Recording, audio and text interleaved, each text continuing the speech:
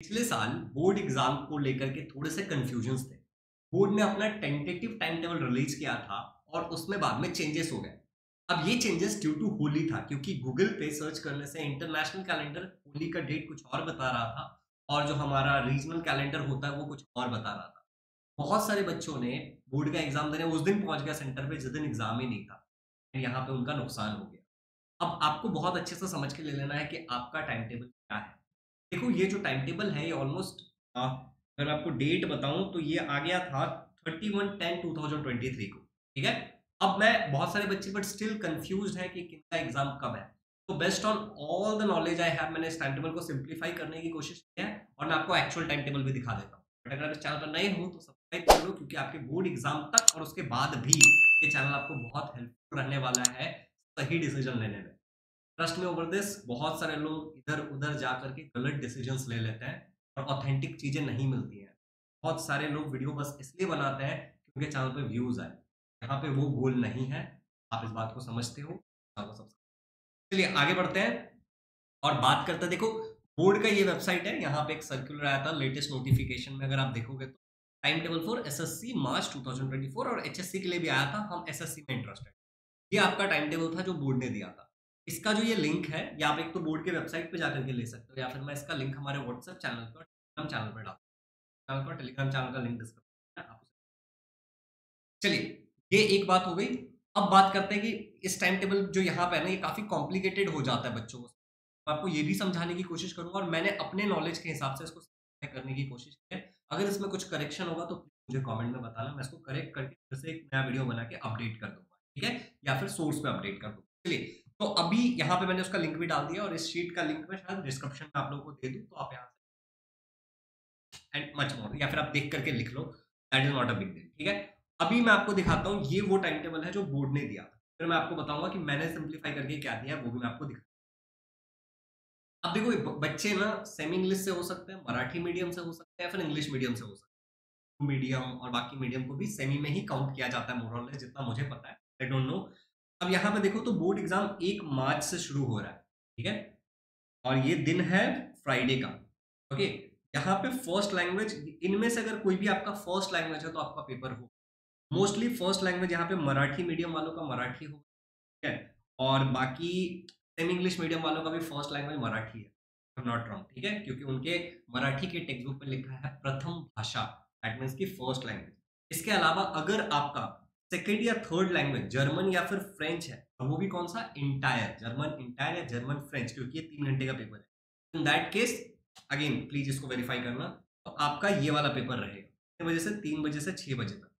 ये दो ही ऐसा सिनारियो है जब आपका 3 से 6 पेपर होगा, तो इसे ध्यान से देख लो। सिनारियो नंबर 2 जहां पे 3 से 6 आपका पेपर होगा, दैट इज ये वाला।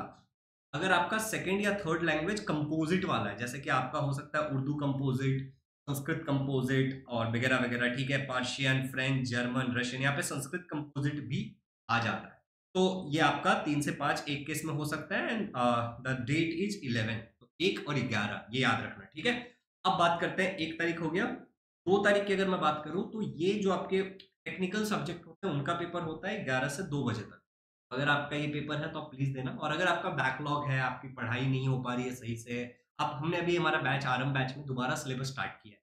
मैंने स्टार्टिंग से बोला था कि हम 2 बार पढ़ाने वाले हैं, तो हमने दोबारा स्टार्ट किया है, तो आप इस नंबर पे कॉल कर सकते हैं। डिस्क्रिप्शन में हमारे एप्लीकेशन का लिंक रहेगा, वहां से आरंभ बैच ज्वाइन कर सकते हो। सारे सब्जेक्ट कॉल करके आप इंक्वायरी जरूर कर। चलिए, अब देखो चौथा वाला जो है दैट इज सेकंड या फिर थर्ड लैंग्वेज, अगर आपका इनमें से कोई है तो आपका होगा।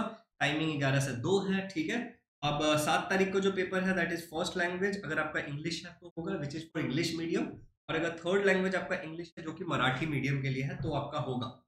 ठीक है, थर्ड लैंग्वेज इंग्लिश, हाँ मराठी मीडियम का होगा। ओके, सैटरडे को आपका सेकंड या थर्ड लैंग्वेज होगा 11 से 2, अगर हिंदी है तो।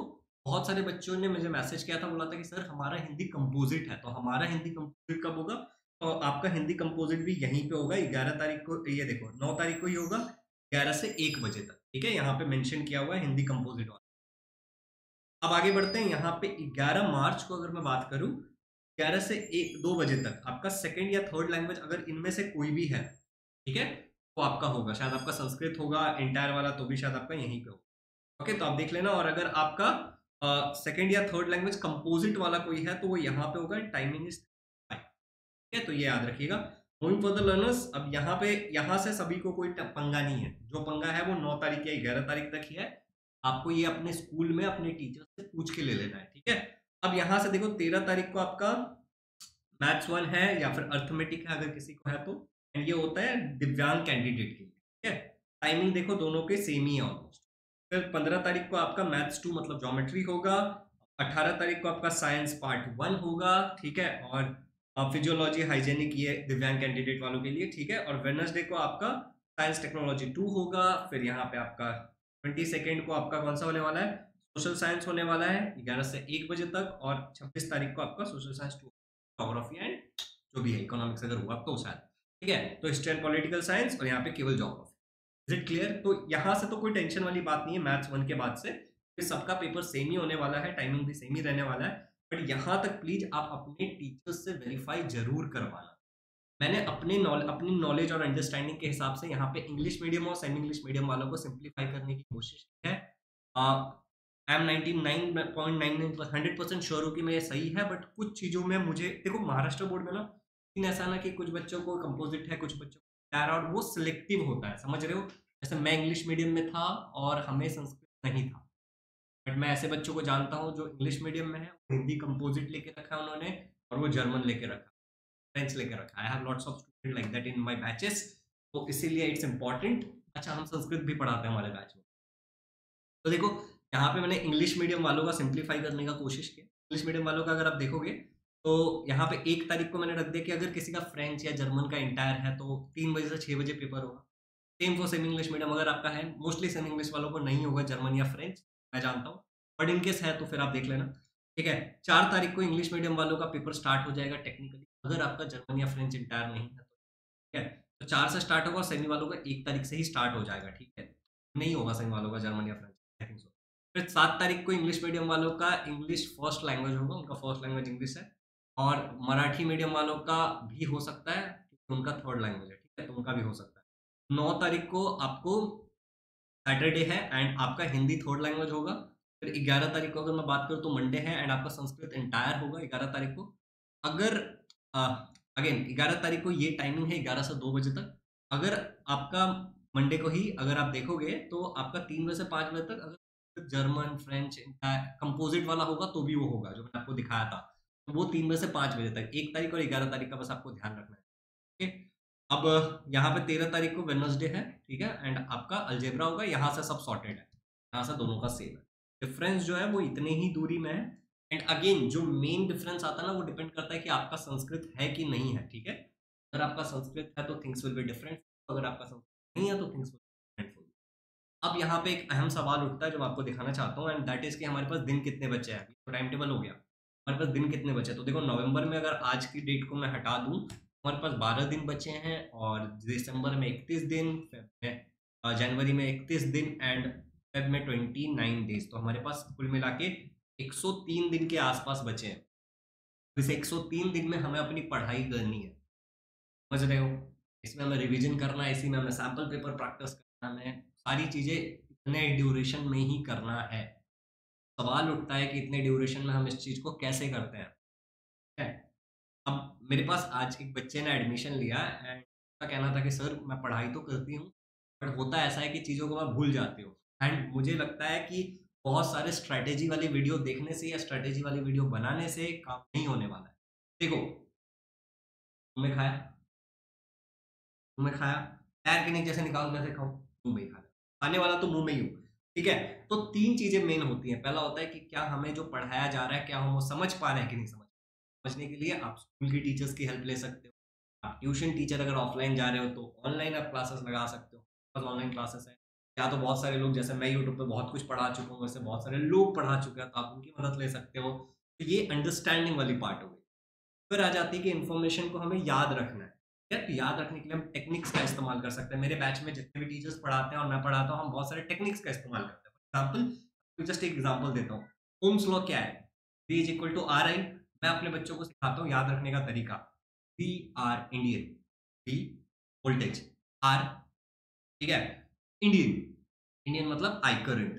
तो इस तरीके की छोटी सी एक बात बता दी तो बहुत टेक्निक्स हम सिखाते हैं। तो दूसरा स्टेप क्या हो जाता है, चीजों को लर्न करके रखना, ठीक है। और तीसरा आता है जो आपको लर्न है, वो आप एक्यूरेटली बोर्ड एग्जाम में लिख करके आओ, पूरे टेस्ट में बताओ। ये सारी चीजें तो आपके बहुत अच्छे नंबर आएंगे। टेक्स को मिनिमाइज करोगे, मार्क्स अपने आप मैक्सिमाइज हो जाएगा। अगर आप चाहते हो कि आपको एक डेडिकेटेड प्लान बना के दिया जाए, ठीक है, डेडिकेटेड टाइम टेबल दिया जाए, पर्सनल मेंटोरशिप दिया जाए, तो आप हमारा आरंभ बैच ज्वाइन करना कंसिडर कर सकते हैं, या फिर लक्ष्य बैच ज्वाइन करना कंसिडर। आरंभ बैच के अंदर हम सारे सब्जेक्ट पढ़ा रहे हैं इंक्लूडिंग संस्कृत, ठीक है। लक्ष्य बैच के अंदर हम 3 सब्जेक्ट पढ़ा रहे हैं, math, science and English.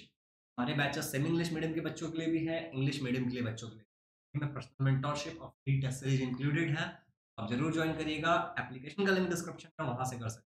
Again time table को एक बार मैंने बता तो दिया वैसे आपको ये वाला, ठीक है, बट ये आपकी ड्यूटी है कि आप अपने टीचर से कंफर्म करें और अपने लिए एक अपना टाइम टेबल बनाएं, और बोर्ड का जो ये वेबसाइट है, ठीक है, तो टाइम टू टाइम चेक करते रहें कि अगर कुछ चेंजेस आया तो आप मुझे भी मैसेज कर देना, ठीक है। और मुझे जैसे ही पता चलेगा मैं तो आपके लिए ऑब्वियसली वीडियो बनाने ही वाला हूँ, ठीक है। तो this is it about time table. Happy Chhath Puja, Chhath Puja आ रहा है बहुत लोगों का, तो happy Chhath Puja to everyone. And thank you so much for watching this video. Channel पर नए हो तो सब्सक्राइब, चैनल पर बहुत वैल्यूएबल कंटेंट आता रहता है, कोई मिसगाइडिंग कंटेंट नहीं आता है। बैच को ज्वाइन करना कंसीडर कर सकते हो तो जरूर करना, क्योंकि टाइम टेबल आपको बना के और 103 दिन जो बचे हैं ना, पूरी तरीके से यूटिलाइज करके हम जीत सकते हैं। आरंभ बैच में 50 डिस्काउंट मिल रहा है, एंड लक्ष्य बैच में 58% इन द डिस्क्रिप्शन, या फिर आप कॉल कर सकते हो ऑन द नंबर आपको दिख रहा था 852752।